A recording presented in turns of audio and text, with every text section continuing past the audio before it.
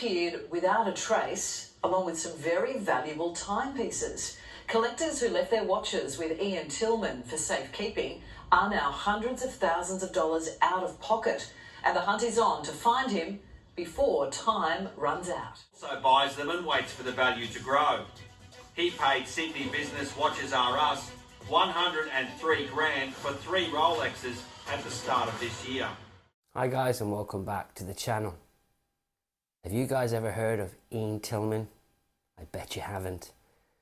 But you probably heard of this guy, Anthony Ferrer. Well, Ian Tilman is another Anthony Ferrer. He traded under the name Watches R Us, and it turns out he is another thief.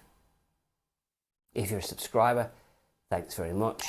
If not, consider hitting the subscribe button, and let's get into this video. A Current Affair just brought out a 5-minute episode on consignment, on Watches R Us and Ian Tilman. I'm going to play the first part of this video, and this will be no surprise to any of you. He was quite well known. He had quite a big YouTube presence. His company was called A Timepiece Gentleman, and how he'd been arrested by the FBI for essentially running a Ponzi scheme and you know, taking watches on consignment, selling them, not passing on the money. Well, I thought, geez, let me just check again, Watches R Us. And so when I clicked on the website, I saw a sign up saying permanently closed, and obviously my heart sank. So in that part of the video, he talks about Anthony Ferrer.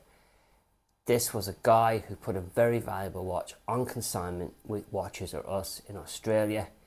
He saw an episode on Anthony, and he just looked into whether Watches R Us are still trading, because he hadn't heard from them in a couple of months. And to his shock, the company was bust. The guy had run off with his watch. I was a very big fan of Anthony Ferrer's original channel, which was called The Timepiece Gentleman. And sure, it started off well, and he was making a lot of money. But then when things went wrong, he started to rob, steal and cheat. That's what he did, and he's now currently in prison. Now, I did a video on Anthony Ferrer years back, before all this happened, but I never kept the video. I thought it was funny, but it wasn't. I can't find it, so I can't show it to you. But I also did some other joke videos on my shorts, because I called it pretty early on that something didn't make sense. His lifestyle didn't match him selling 50 watches a month, let alone 5. And now this. I think the best thing for me to do is to play you this video and let you be informed for yourselves. Disappeared without a trace, along with some very valuable timepieces. Collectors who left their watches with Ian Tilman for safekeeping are now hundreds of thousands of dollars out of pocket, and the hunt is on to find him before time runs out. For some, they're more than timekeepers that sit on your wrist. They're fashion statements. They're collector's items. They're investments. Some of these watches are rarer than diamonds. James Wallace collects them, but he also buys them and waits for the value to grow.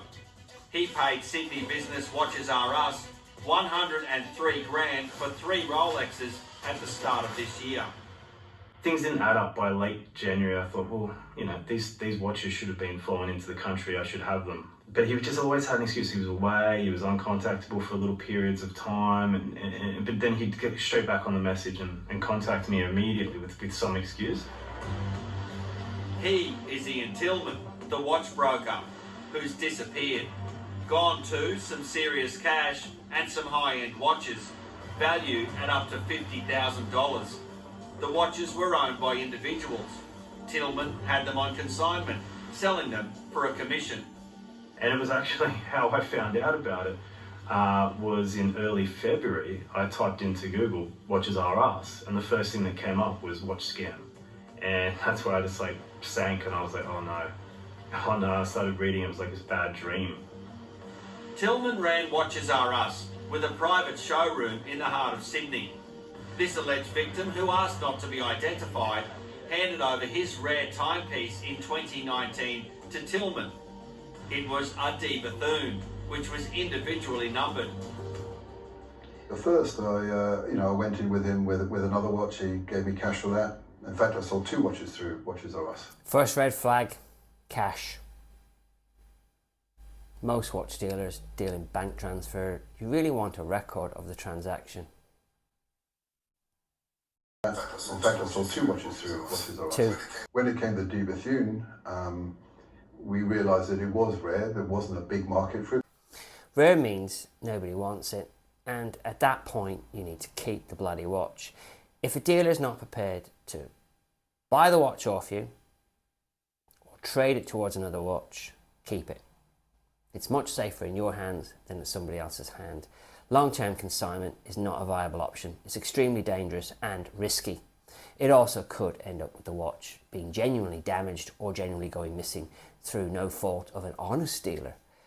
I 100% advise nobody to sell on consignment when you're talking big numbers. Rather than give me cash, he said, "We'll put it on consignment. Maybe there would be a market for it in the future." So, quite frankly, it was in his safe as off the street and secure. And his magic safe. I bet you he's got the world's biggest safe full of watches that don't really exist. Every few months.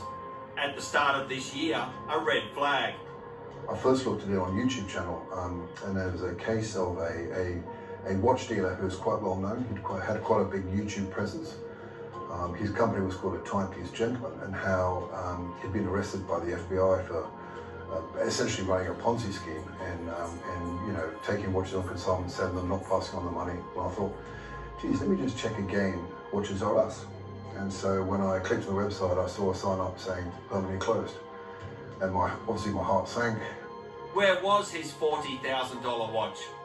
The D Bethune has a unique serial number, which he tracked down to a web shop based in Dubai.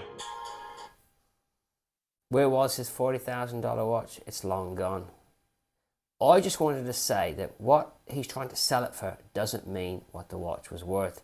Whatever he paid for it when he took it out of the shop, that kind of a watch was probably worth half what he paid for it.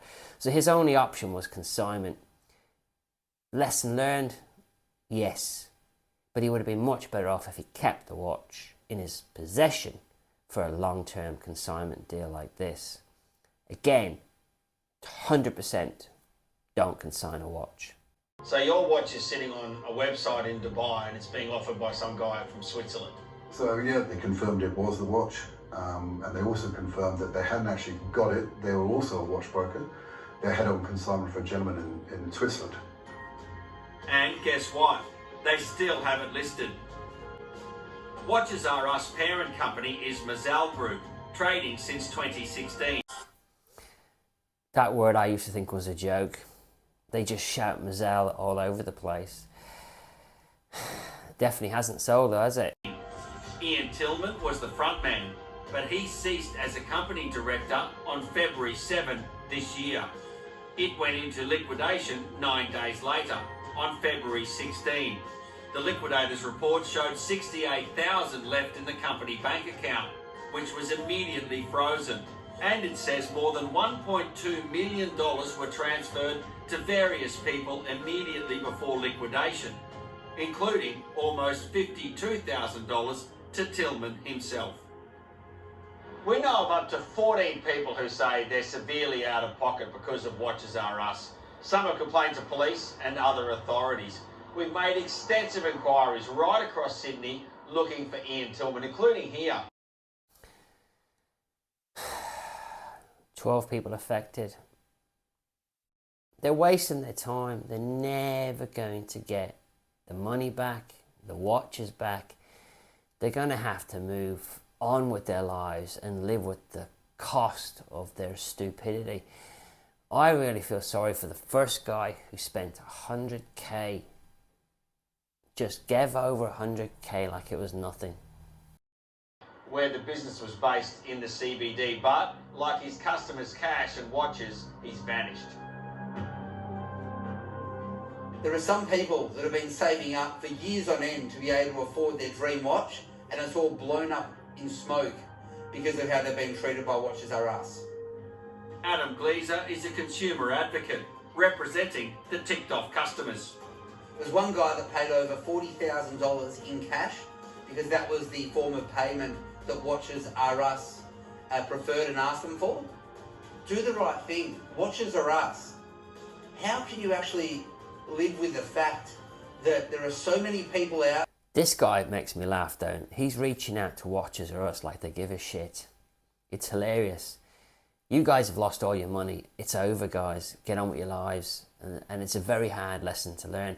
I personally have sold watches on consignment. And I'll be honest with you, I sold them through Lifestyle Watches in Edinburgh. Now, some of the watches, they just refused to buy. They just wouldn't buy them. So that was my only choice. And other ones, if I sold them to him, I'd have lost thousands. So I had to take a calculated risk, but I didn't sleep well over selling my watches on consignment. And I don't think I could ever do it again. If I ever sold a watch, I would hand the watch over, take the money, or I would hand the watch over and I would upgrade the watch, which is what a lot of people are doing at the moment. There that paid a significant amount of money It's just talk. for a watch and were treated like this. It's not going to achieve anything. It is a disgrace. I'm not the only YouTuber talking about this. Another YouTuber put out a video last night about it, and I will put a link in the description to the 5-minute video. But this is like crying over spilt milk. It's just too late. If I can get to one person and just tell you all, yeah, there's trusted dealers out there, but if nobody wants to buy your watch, keep it. Thanks for watching. Thanks for listening. And if you're a subscriber, I really appreciate that. If not, consider hitting the subscribe button, and I will catch you on the next video.